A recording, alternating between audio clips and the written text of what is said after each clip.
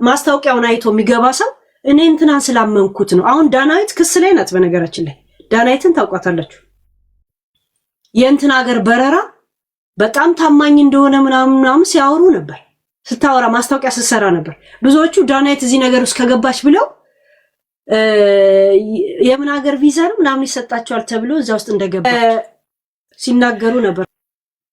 እነ መንሱር፣ እነ ሰራዊት ፍቅሬ፣ እነ ሰለሞን ቦጋለ፣ እነ እንትና እስር ቤት ገቡ። እንትን ሰላማዊ ሰልፍ ሆኖ ምናምን ሰላማዊ ሰልፍ ሳይሆን እዛ ቦታ ላይ ተሰብስበው አይቼ ነበር ከስንት ቀን በፊት። ማለት ያው አብረን ያየነው ሚዲያ ላይ ስለወጣ ብራችን ይመለስ የሚሉት። በነገራችን ላይ አንዳንድ ጊዜ የሆነን ድርጅት አውቀዋለሁ ብሎ ማስታወቂያ ሰርቶ ማሽቃበጥ መዘዙ ይሄ ማሽቃበጥ። ለምን እያንዳንዱ እዛ ማስታወቂያውን አይቶ የሚገባ ሰው እኔ እንትናን ስላመንኩት ነው። አሁን ዳናይት ክስ ላይ ናት። በነገራችን ላይ ዳናይትን ታውቋታላችሁ። የእንትን ሀገር በረራ በጣም ታማኝ እንደሆነ ምናምን ሲያወሩ ነበር። ስታወራ ማስታወቂያ ስትሰራ ነበር። ብዙዎቹ ዳናይት እዚህ ነገር ውስጥ ከገባች ብለው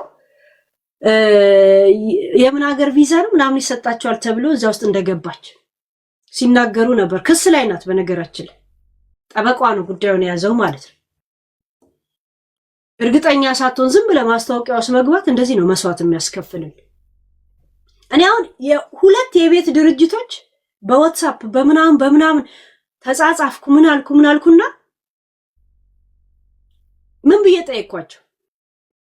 እኔ ጥራቱንም አላውቅ ምንም አይነት ጉዳት ቢመጣ እኔ የምጠየቅበት ይሄው እንትናም ሰርቷል እንዳልክ ሰርቷል እንትና ምናምን ብሎ እንዳለ የሰሩትን አብሮ የሰሯቸውን ሰዎች ላኩልኝ። አንድ ሰሞን አይታችሁ ከሆነ ሁሉም ቤት የገዛ ነበር፣ ዩቲዩበር ሁላ ቲክቶከር ሁላ አንድም ሰው ሲኖርበት አላየን። ገባችሁ? ጀስት ማስታወቂያ ስንት ዲያስፖራ ካንስል ለማድረግ ፈልጎ ብሩን ለማስመለስ መከራውን እያየ ያለ ጉዳዩ እንደገና ደግሞ ሰልችቶት ያቆማል። ቅድመ ክፍያ 10% ምናምን ከፍሉ። በምን የመጨረሻ እንደበቃኝ ታውቃላችሁ? እነዚህ ሁለት ድርጅቶች በዋትስአፕ ሲጽፉልኝ ከነበረ እኔ ስማቸውን እንትን አለ ማስታወቂያ ካንቺ ጋር መስራት እንፈልጋለን ምናምን አለ። ይሄ ድርጅታችሁ ወይ ደግሞ እንትን ቤት የምትሰሩት ድሬዳዋ ወይ ሐረር ላይ ቢሆን ኖሮ ማስታወቂያ ብቻ ሳይሆን በተጠቃሚነት እኔ ራሱ ገባበት ነበረ አልኳቸው። እስካሁን ድረስ እንደዚህ አይነት ፕሮጀክት እንትን አላለም። የወደፊት ፕሮጀክታችን ሊሆን ይችላል እናስብበታለን ምናምን አለ። እንደዛ አለ። ከዛን አንድ ቀን ስለ ቡቺ ኮንዶሚኒየም ሲወራ ውሸታም ናት እንደዚህ ድሬዳዋና ሐረር አካባቢ እንደዚህ ነገር የተለመደ አይደለም ስል ቢሆንማ እኔ ስንት ኮንዶሚኒየም ይኖረኛል ብዬ ስናገር ጠዋቱን እንደ ማስታወቂያ የለም ሰበር ዜና የምስራቋ ወርቅ ትጣራለች ምናምን የሚል በጽሁፍ በምናምን ወደ ሐረር ወደ ድሬዳዋ ድርጅታቸው እያመራ እንደሆነ ማስታወቂያ ይልክልኝም ሲልክልኝ እንዴ እስካሁን ድረስ ፕሮጀክታቸው ውስጥ እንዳላደረጋችሁ ስትነግሩኝ ነበር። እንዴት ነው በአንድ ሌሊት እንደዚህ አይነት ድምዳሜ ላይ ደርሳችሁ መቼ ቱር እንደምታደርጉ ምናምን እንደዚህ አይነት ደረጃ ላይ ደረሳችሁ ሲል እኔ ጀስት አሻሻጭና ምናምን የለም እንደዛ ነኝ። እንግዲህ ይሄን የበላዮቹ አካል ነው እንትን የሚሉት እና ብትቀላቀይን ደስ ይለናል ሲለኝ ብሎክ አደረኩት። ብሎክ ገባችሁ? እቅዳቸው ውስጥ የሌለ በአንድ ሌሊት መቼ እንደሚሄዱ የት እንደሚሄዱ ምናምን እባክሽን ተቀላቀይን ብለው ላኩልኝ። ብሎክ አደረኳቸው። ይሄኛውን ብሎክ ሳደርግ በሌላ ዋትስአፕ ደግሞ ከአንቺ ጋር ማስታወቂያ መስራት ፈልጋለሁ ብሎክ አደረኳቸው። ከነሱ ጋር ጭራሽ ማለት ተጻጻፍኩ። በአንድ ሌሊት ፕሮጀክት እንትን ብሎ በአንድ ሌሊት መቼ ስንት ሰዓት ምናምን ሐረርና ድሬዳዋ የሚሄዱበትን እንትን ብለው ማስታወቂያቸው የምስራቋ ወርቅ ላይ ምናምን የለም የምስራቋ ጨረቃ ምናምን ብሎ ማስታወቂያ ላኩልኝ። ተቀላቀይን። እናቴ ትሙት ስንት ሀበሻ ተበልቷል። በተለይ ዲያስፖራ ነክ ነው። አስባችሁታል? በእኔ ምክንያት ቤት ገዝታችሁ ስንት ፐርሰንት ከፍላችሁ ከዛም መታችሁ እኔ ላይ ስታለቅሱ ዩሲ ለእኔ ወይ 200,000 ወይ 100,000 ቢከፍለኝ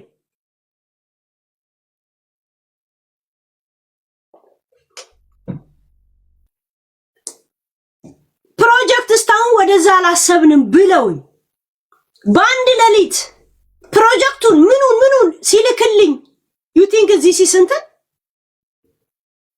እኔን ተከትሎ ስንት ያርና ዲያስፖራ ገብቶ ከዛን እኔ ምንም አያረጉኝም። እኔ ማስታወቂያ ነው የሰራሁት፣ ግን የነሱም ባስባችሁታል። ለምን እንደዚህ ነገር ውስጥ ገብቼ አይቶኝ አያውቁም። ቢያንስ እርግጠኛ ነኝ አንድ 10 ሰው እኔን አይቶ ይገባል። ቢያንስ አንድ 10 ሰው ማስታወቂያ ብቻ ሳይሆን የራሱ ገባበት ነበር እዛ ነገር ውስጥ።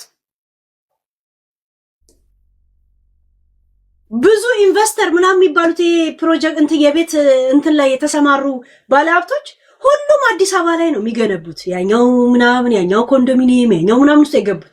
አንድም ድርጅቶች ወደ ሐረር ወደ ክፍለ ሀገር ላይ እንዲህ ትኩረት አላደረጉ። ዲያስፖራ ሁላ አዲስ አበባ ነው የሚመስላቸው አይዶል። እኔ አሁን አዲስ አበባ ለህዝቧ ትመች ቆንጆቱን ያ ታስከብረኛለች። እኔ ግን አዲስ አበባ ለመኖር አልፈልጋት። እኔ አየሩን አልፈልግም። ወይ ናዝሬት ወይ እንዳለ ሐረር እንደዚህ ካልሆነ እኔ ብርዳማ ቦታ አልወድ። የአዲስ አበባ ብርድ እንደዚህ ነው፣ እያየው ነው ቀጫም የሚያደርግ። አይ ዶንት ላይክ እንደዚህ አይነት አየር። ያ ለመኖር እኔ አልፈልጋት እና እንደ ሐሳብ ለምንድን ነው ሐረር ምናምን እንደዚህ ብዙ ሰው እኮ ይሄን እንትናችሁ ውስጥ ይገባ ነበረ ብዬ እዚህ ሳወራ ወዲያውኑ ፕሮጀክት ቀርጾ ምናምን ላከልኝ።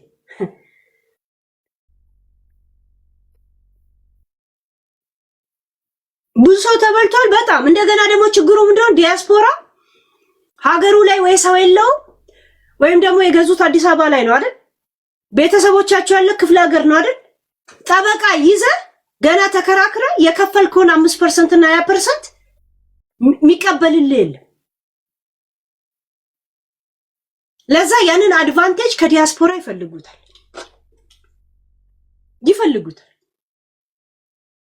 በ10 ዓመት ተሰርቶ የሚያልቅ ቤት ነው ይላል። በየቀኑ የሲሚንቶና የምናምን የብረታ ብረት ዋጋ እየጨመረ ይመጣል። ብረት ስለጠፋ ነው።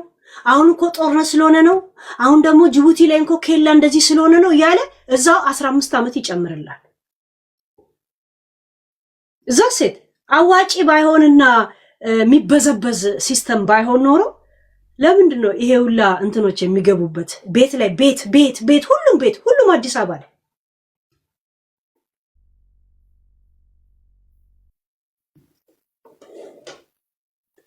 ተሰርቶ ያላለቀ ቤት ውስጥ እንደዚህ መግባት እኔ አልፈልግም። እንደገና ትግስቱም የለኝም። ገና ከ5 ዓመት በኋላ ተሰርቶ የሚያልቅ ነው። አሮጌ ቤት ገዝቼ ቀስ በቀስ አልሰራትም እንዴ? እርግጠኛ ሆኜ መሬቱ የኔ ነው። ግቢውን ዘግቼ ስፈልግ ዛሬ ብሉኬቷን ነገ ምሰሶ እየሰራው ቀስ ብዬ አልሰራትም? የነሱን ከምጠብቅ ለዛውም ከህዝብ ጋዛ እየተግማማ የምትኖረው አንዱ ግድግዳ ከተሰነጠቀ ሁሉም አብሮ ተያይዞ የሚሰነጠቅ ቤት ነው እንትን የምትል የተመቻችሁ እንደተመቻችሁ። አንዱ ከላይ ያለው ከተሰነጠቀ በዛው ተሰንጥቆ ነው ሽንት ሲንጠባ። ሽንት ራሱ ሼር ነው የሚደራረጉት። የእውነት አሮጌ ቤት ያለበት ለመሬቱ ስትል አብረ ገዝተህ እዛው አሮጌ ቤት ውስጥ ሰው እንዲኖር አድርገህ ግቢው ሰው እንዲ ቤትን መስራት አታሰራ? ለምን ከህዝብ ጋር ትግማማለህ? ህዝብ ስላለ ከነሱ ሲስተም ጋር ምን አግማማ? እኔ እንትን ነው ዲያስፖራ ገና ያልተረከበውም ገና ከ10 ዓመት ከምን በኋላ ተገንብቶ የሚያልቅ ቤት ይዞ ቤት አለኝ ብሎ ያወራል። እኔ እንቅልፍም አይወስደኝ ጋይስ አይወስደኝ። ቁም ሳጥን ነገ አንድ ፍሪጅ እያስገባው 10 ዓመት ቢፈጅ አይሻለኝ?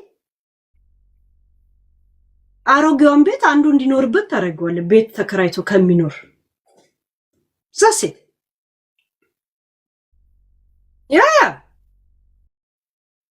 በዛለ ብረቱ ገና ነው ምናምን ይያሉ አሁን እነ ካሊድ ምናምን እንደዚህ አይነት ማስታወቂያዎች ነው የገቡት።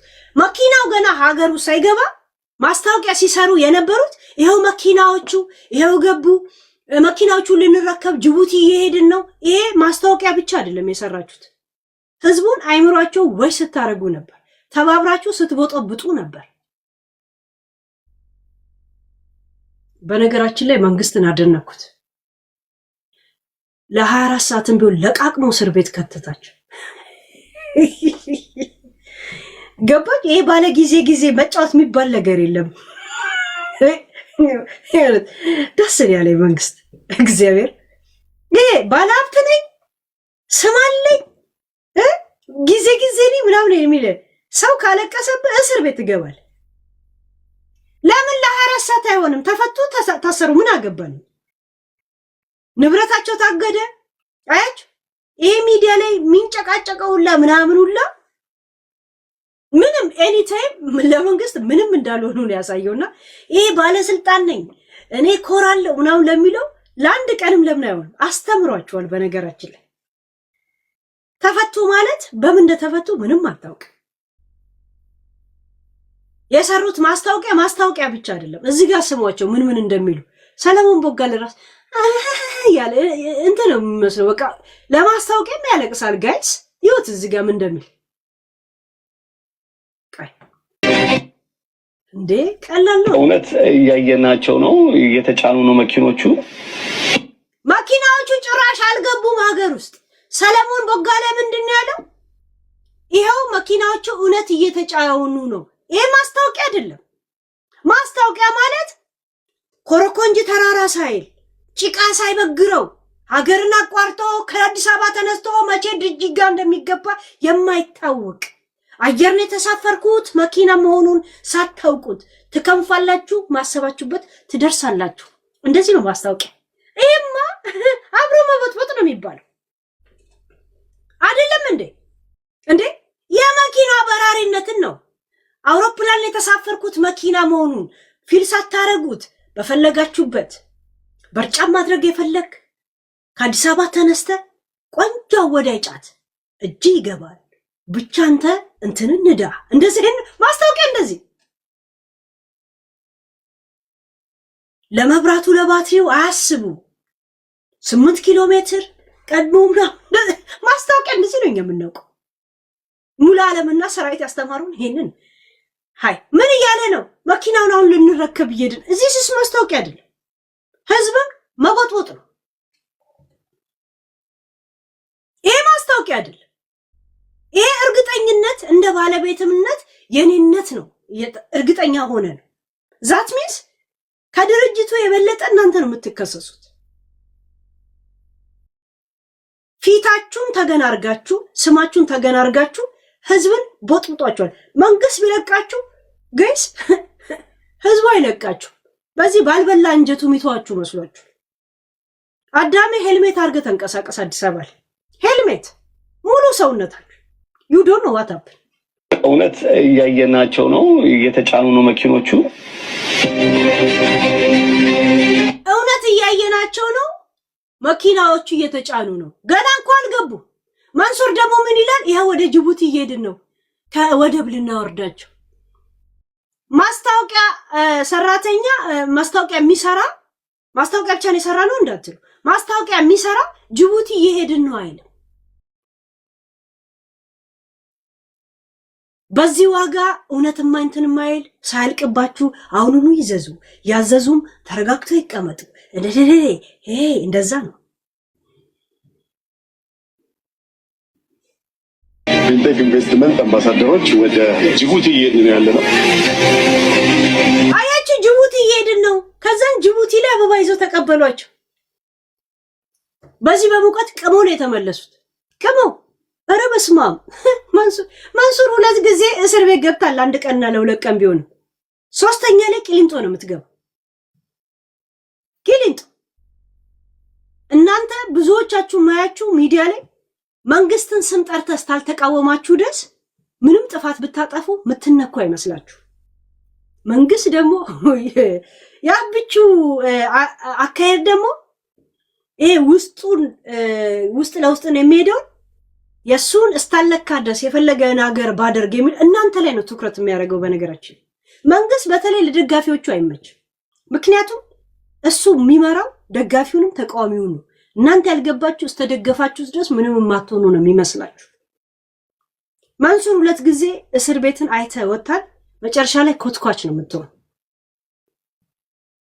ህይወታችሁን እንደ ሞቲቬሽን ቤትም በኩል መምራትና ህይወታችሁ ስኬታማ ከሆነ እችን ብቻ ነው የምታዩት። ማንን ረጋግጣችሁ ማንን ደፍጥጣችሁ እንደምትሄዱ አታስቡት። ሰለሞን ቦጋለም ይሄ የምታለቃቀሰውን አይነን ተማምነ ነው እንደዚህ ነገር ውስጥ የምትገባው። ገና ለገና ሂሂ ያልክ ድምጽ እየቀጠነ ይመጣልና ሰዎች ላንተ ሶፍትና መሐረም ማቅረብ ሰልችቶናል። ምን ሰርተ ነው? ፊልም ነበር መስራው፣ ፊልምም አሰራ። የእውነት ይሄ ድምጽ በየምናምኑ ይቀጥናልና እኛ ሶፍትና መሐረብ ይዘን እንከተል ትጠየቃለን አምል ውሸታ። ኢቢኤስ ላይ የሚሰራው ድሮ ሰንደል ምናምን ቅባት የሚያስተዋውቀው የነበረው ማነው ስሙ? እኔ ስማቸውን አላውቅም። ይሄ ፌር እንደ ላቭሊ ምናምን ሲያስተዋውቅ የነበረው የድሮ ማስታወቂያ ላይ ሽቶ ምናምን ነገር ማን ነበረ ስሙ? ዳንኤል ይገረም ምናምኖች ናቸው። ሁሉም ትሪ ሙልጮች ናቸው ጋይስ።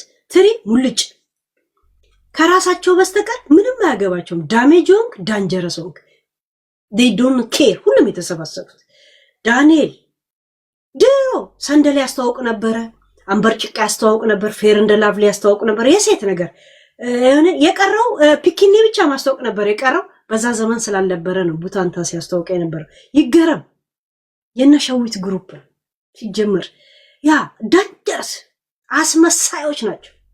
መንሱሬ መንግስትን እስታለካ ድረስ የፈለገ ነገር ውስጥ ቢገባ ምንም ደንታ የለም። የሁለት ሴቶች እንባ አለበት በነገራችን ላይ መንሱር የሁለት ሴቶች በሄደበት ቦታ ብቻ ለራሱ የሚሆን ነገር ካገኘ ነው ብቻ ነው እዛ ጋር የሚገኝ። ሰራዊት አነሰም በዛም አበደም ምን አለ ራሱን የሚያሳድግበት መንገድ ነው የሚፈልጉ። አይታችሁ ቆይ ከሰይፉ ጋር ያመሳስላቸዋል። ከሰይፉ ጋር ያመሳስላቸዋል። ሌላ ማን ነበረ? ካሊድ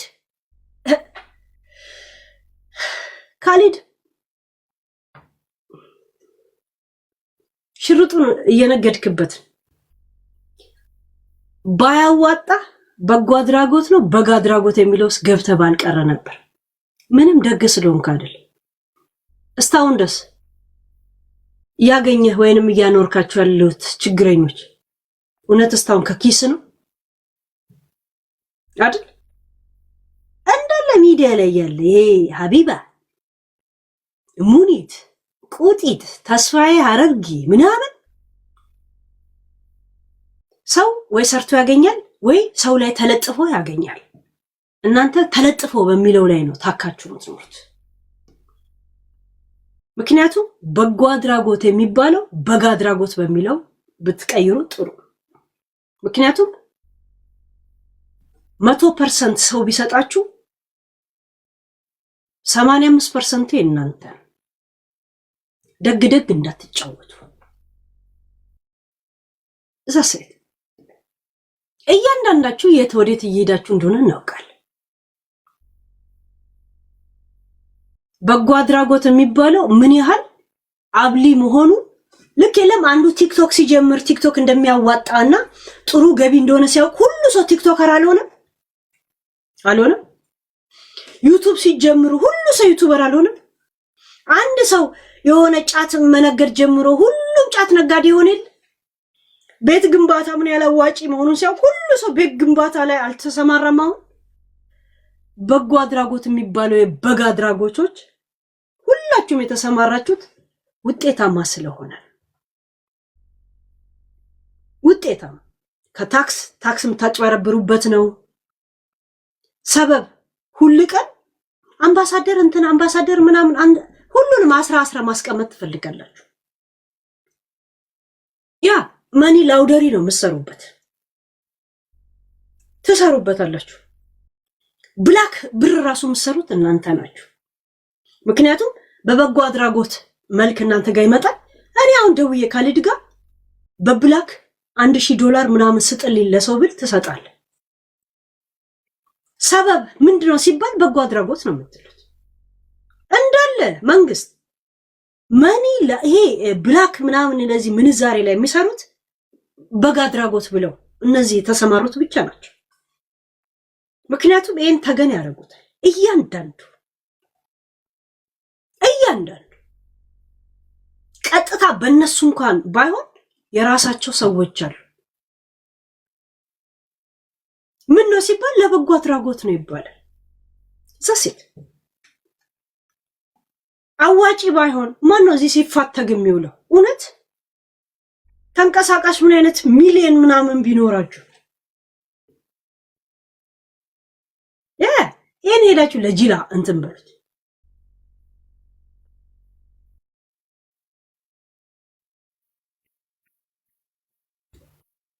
እድሜ ለነጮች እናውቃለን። ይሄን አንድ ነጭ መጥቶ አንድ ህፃን ልጅ መጥቶ ከኢትዮጵያ ይዞ ቢመጣ ለሱ ነው ትልቁ ጥቅም። በበጎ አድራጎት ታክስ ይቀነስለታል። ስንት ነገር አለ።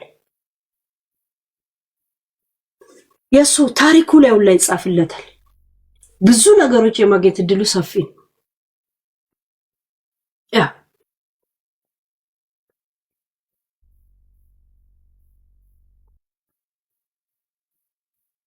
ለቃቅሞ የሚሄደውን የራሱ የማይፈልገውን ልብሶች ለቃቅሞ የሚሄደው ገዝቶ የሄደው ልብሶቹ ላይ ያንዳንዱ የኪሎን ሁላ ለመንግስት ይሰጣል ታክስ እንዲቀንስለት። ሁሉም ሰው ደግ ስለሆነ ማድረግ ስላለበት የሚያደርግ 1% የለም። ዝም ብሎ ለሆነ ሰው ላድርግ ብሎ ሁላችሁም ቢዝነስ መሆኑ ገብቷችሁ ነው ግር ብላችሁ የገባችሁበት። ሀበሻ ሁሌም የሆነ ነገር አዋጪ መስሎት የሆነ ሰው ላይ ካየ እሱም ይገባበታል። ቻሪቲ ምናምን ያላችሁ ቻርሊ ቻፕሊ አይነት ወሬ ነው የምታወሩት። ቻርሊ ቻፕሊ ነው የምትሆኑት። እዚሁ ላይ ጥር ያላችሁ ነው የምትሄዱት። ያ ስለ ሚዲያ ያልገባው ስለ እናንተ እንትን ያልገባውን መቦጥቦጥ እንደ ብልጠት ነው የሚቆጠርባችሁ። መንግስት እነሱ ላይ እርምጃ መውሰድ ማለት የእውነት በአግባቡ የእውነት ሰዎችን አጭበርብረው ከሆነ እነሱ ላይ እርምጃ መውሰድ ማለት እንደ ጆን ዳንኤል ተጠቀመባቸው። ጆን ዳንኤል ላይ እርምጃ ስትወስድ እሱን ምህረት ልታረግለት እንደምትችል ግልጽ ነበር። ግን እሱ ላይ እርምጃ መውሰድ ማለት ብዙ ሚዲያ እጁ ላይ ስላለ እንደ የለም ማንም አይነካኝም አይነት ጨዋታ የሚጫወቱትን you are nothing ለነሱ ትልቅ መልስ ነበር። ብዙዎችን አረጋግቷል። ብዙዎች የሚበጠረቁትን ለብዙ ጥፋት የሚሄዱትን አረጋግቷቸዋል። እነሱ ላይም የእውነት ጥፋተኛ ከሆኑ እርምጃ ተወስዳል። ትልቅ ማስተማሪያ ናቸው። ስንቱ ነው አልቅሶ እየቀረ ያለ? ስንቱ ነው ብላክ አንተ አሁን ምንዛሬ ምናምን እንዳለ ምንዛሬ ይሰራሉ እንዳለ እንትና መንሱር በስነ ስርዓት ካሊድ በስነ ስርዓት ይሰራል። ምክንያቱም ፋውንዴሽን ጂኒፈራን ያሉ ማለት